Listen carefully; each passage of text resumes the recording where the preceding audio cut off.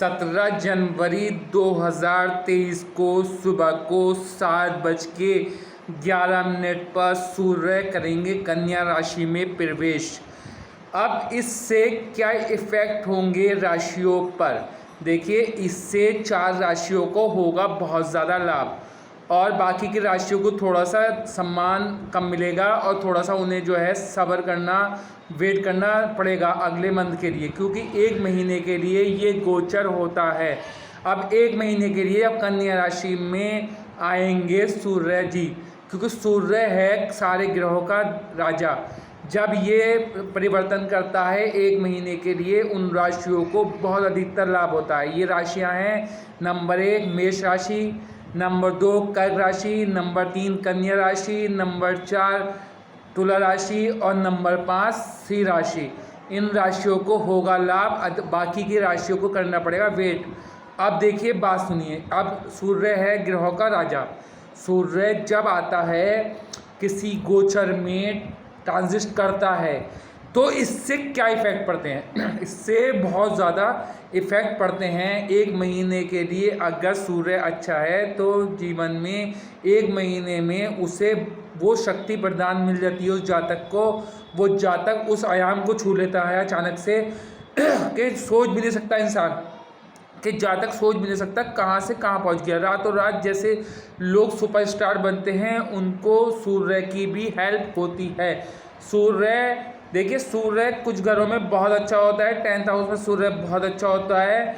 और अगर अब जो सूर्य आ रहा है कन्या राशि में, अब कन्या राशि की वजह से ये सभी राशियों पे इफ़ेक्ट पड़ेगा, मगर मेष, कर्क, सिंह, कन्या, तुला ये विशेष लाभ प्राप्त करेंगी। ये हो सकता है रातों रात सेलिब्रिटी बन जाएं अगर कुंडली में सूर्य अच्छा है, डिग्री वाइज अच्छा है। और अगर कुंडली में सूर्य अच्छा नहीं है तो ये गोचर का उन्हें लाभ बहुत अधिक नहीं पड़ेगा।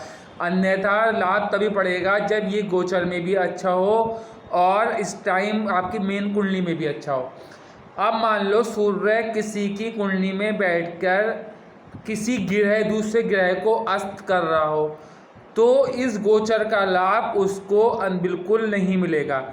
हाँ, अगर कुंडली में बैठकर वो कोई योग बना रहा हो, कोई राजयोग बना रहा हो, मान लो बुधत्य योग बना रहा हो, या मान लो कोई और सा राजयोग बना रहा हो, कहीं से सूर्य की दृष्टि शनि पे ना पड़ रही हो, तो ये जातक को रातों रात सेलिब्रिटी भी बना देगा। मगर इसमें सूर्य की डिग्री देखना बहुत इंपॉर्टेंट है कि सूर्य जो है हमारे सबसे नज़दीकी ग्रह है, सबसे नियर ग्रह है, क्योंकि इसका असर मानव जीवन पर सबसे अधिक पड़ता है चंद्रमा और सूर्य का, क्योंकि ये सबसे निकटतम ग्रह कहलाते हैं।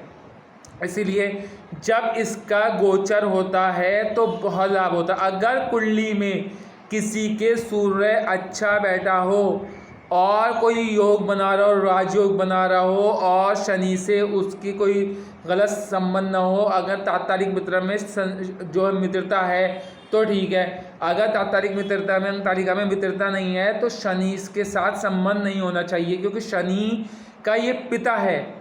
मगर शनि और इनमें आपस में हमेशा शत्रुता रहती है। मगर ध्यान रखें, अगर तात्कालिक मित्रता में, अंक तालिका में तात्कालिक मित्रता में है तो फिर भी ये जातक को सम्मान देगा।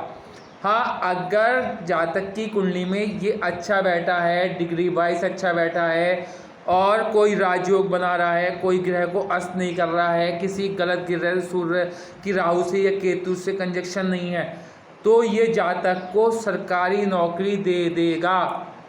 10th में हो, 11th में हो या पंचम में हो, ये सरकारी नौकरी अवश्य दे देगा। पंचम में सिर्फ ये जातक की शादी के बाद अगर उसको कंसीव करने की प्रॉब्लम हो सकती है, उसके जो है मिसकैरेज होने की संभावना बहुत अधिक बढ़ जाती है अगर पंचम में होता है। हाँ, अगर ये जाके षष्टम में बैठ जाए तो मैलेफिक प्लैनेट जब षष्टम में जाके बैठता है तो अच्छा फल देता है। और ये ध्यान रखें, अगर कुंडली में अच्छा बैठा है, डिग्री वाइज अच्छा बैठा है और गोचर में भी अच्छा बैठा है, तो वो 1 महीना हो सकता है आपको सरकारी नौकरी मिल जाए या सरकार से धन प्राप्त हो जाए या सरकारी कोई काम मामलात बन जाए, या आपका कोई जो है मान लो वो चल रहा हो मुकदमा, उसमें आपको जीत प्राप्त हो जाए। ये तभी संभव होगा जब कुंडली में अच्छा होगा। अगर कुंडली में आपकी बैठा हो सूर्य अच्छा, तो फिर आपको निश्चिंत रहना है। सारे ग्रह खराब बैठे हों, अगर सूर्य अच्छा बैठा हो और किसी ग्रह को अस्त ना कर रहा हो और किसी गलत कंजक्शन में ना हो, तो ये अकेला पूरी कुंडली का मजबूत कर देगा। आपको सरकार से भी लाभ होगा, मान सम्मान भी मिलेगा। सूर्य आत्मा का कारक है, सूर्य पिता का कारक है। सूर्य पिता की दीर्घायु होती है ऐसे जातक की, जिसका सूर्य अच्छा होता है उसका पिता 70 वर्ष की आयु आराम से जीता है।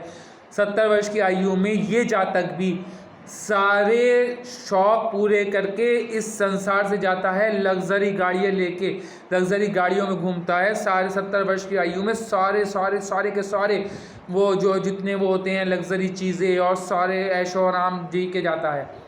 मगर अगर सूर्य खराब है तो आपने देखा होगा रात में सूर्य नहीं निकलता, इसलिए अंधकार हो जाता है। और सूर्य जब अगर कुंडली में अच्छा नहीं है तो उसके जीवन में अंधकार ही रहेगा, उसको सरकारी नौकरी से वंचित रहना पड़ेगा, उसको सरकार से कोई लाभ प्राप्त नहीं होगा, उसको सरकारी कोई लाभ नहीं मिलेगा, उसको वैवाहिक संबंध भी उसके अच्छे नहीं रहेंगे, उसको पत्नी भी अच्छी नहीं मिलेगी, उसके जीवन में सिवाय संघर्षों के कुछ नहीं बचेगा। अगर अकेला सूर्य अच्छा है और शनि से कहीं पर भी अगर तात्कालिक मित्रता में अच्छा है और नहीं है, तो फिर शनि से कहीं से भी दृष्टि ना हो, शनि के साथ ना हो, तो सूर्य अच्छा है, डिग्री वाइज केंद्र में बैठा हो, अच्छा है, तो ऐसे जातक को गवर्नमेंट जॉब मिलने से कोई नहीं रोक सकता। मगर अगर सूर्य जो है इसमें हो, 10th हाउस में हो या 1st हाउस में हो या 5th हाउस में हो और 6th हाउस में जाके शनि बैठ जाए, तो ऐसे जातक की जब सरकारी नौकरी होती है तो उसका जिस एरिया में वो रहता है उसके पैर की चूटी भी उसकी दुश्मन होती है। मगर ऐसा जातक में एक वो होता है, बहुत ज़्यादा शक्ति होती है, वो दुश्मनों से मुकाबला करते हुए और अपनी नौकरी प्राप्त कर ही लेता है। चाहे उसे कहीं का भी चक्कर लगाना पड़े, कुछ भी करना पड़े, वो हासिल करके ही छोड़ता है। मगर फिर ध्यान रखें, कुंडली में अगर अच्छा होगा तो गोचर का लाभ 100% मिलेगा। अगर कुंडली में ख़राब है तो गोचर का लाभ अच्छा नहीं है। मगर अगर कुंडली में ख़राब है और शनि की दृष्टि नहीं पड़ रही तो फिर भी फल देगा। और गोचर में ख़राब है, अगर शनि की दृष्टि नहीं पड़ रही फिर भी फल देगा। अगर गोचर में अच्छा है और कुंडली में अच्छा है तो फिर सोने पे सुहागा है। हो सकता है ऐसा आदमी राजनीति में बहुत ऊंचा आयाम प्राप्त कर ले इन्हीं 1 महीने में। हो सकता है इसी 1 महीने में कोई सड़क पे से और सेलिब्रिटी बन जाए, हो सकता है कोई रोड से और वो बन जाए, सेलिब्रिटी बन जाए, रोड से रोडपति से करोड़पति बन जाए। तो ये बात ध्यान रखना बहुत इम्पॉर्टेंट है कि सूर्य की स्थिति देखनी बहुत इम्पॉर्टेंट है। सूर्य किसी ग्रह को अस्त तो नहीं कर रहा, वो देखना बहुत इम्पॉर्टेंट है। सूर्य की किसी ग्रह से कंजक्शन यहाँ पर भी और नवनाश कुंडली में भी ख़राब ना हो, वो भी देखना जरूरी है। सूर्य की शनि से अंक तालिका में मित्रता हो और शनि की दृष्टि हो तो ठीक है, नहीं तो शनि की दृष्टि बहुत हानिकारक देगी और हो सकता है उसे कोई बहुत बड़ी बीमारी दे दे। हो सकता है दिमाग से रिलेटेड बीमारी दे दे, हो सकता है हार्ट की बीमारी भी सूर्य दे देता है। इसीलिए अगर सूर्य अच्छा है तो उस जातक को हार्ट की बीमारी होना भी असंभव है और किडनी की बीमारी होना भी असंभव है, क्योंकि सूर्य ग्रहों का राजा है। इसलिए इसका फल सबसे ज़्यादा पड़ता है, सबसे ज़्यादा इफेक्ट होता है। और अगर सूर्य कुंडली में ख़राब है तो उसके जीवन में अंधकार है, और सूर्य कुंडली में अच्छा है तो वो राजा है, क्योंकि सूर्य ग्रहों का राजा है तो वो राजा है। इसलिए सूर्य का ज्ञान लेना बहुत इम्पॉर्टेंट है। नवनाश कुंडली में भी देखना इम्पॉर्टेंट है, गोचर में देखना भी इम्पॉर्टेंट है, चलित कुंडली में भी देखना बहुत इम्पॉर्टेंट है, भाव कुंडली में देखना बहुत इम्पॉर्टेंट है। नक्षत्र स्वामी की मित्रता भी देखनी है, लगन स्वामी से सूर्य की मित्रता है नहीं वो भी देखना है, क्योंकि लगन स्ट्रांग होगा तो सूर्य ऑटोमेटिक स्ट्रांग हो जाएगा। और लगन के स्वामी का अगर कुंडली में मित्र हुआ सूर्य, मान लो बुध का मित्र है, बुध की कुंडली हुई कन्या लगन हुआ या मिथुन लगन हुआ, तो ऐसे जातक को बहुत ज़्यादा सफलताएं प्राप्त होती हैं और गवर्नमेंट जॉब, एक एडमिनिस्ट्रेटिव पोस्ट मिलने से कोई नहीं रोक सकता।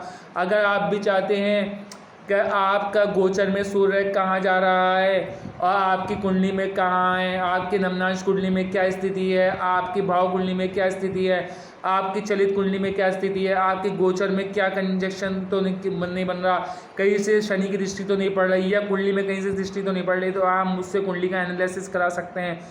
मेरी कुंडली मुझसे एनालिसिस करा लें या आपके पास कोई मार्गदर्शक हो, आप उससे एनालिसिस करा लें और मेरी वीडियो को लाइक करें, शेयर करें, सब्सक्राइब करें, ताकि ऐसी ज्ञानवर्धक वीडियोज़ मैं देता रहूं।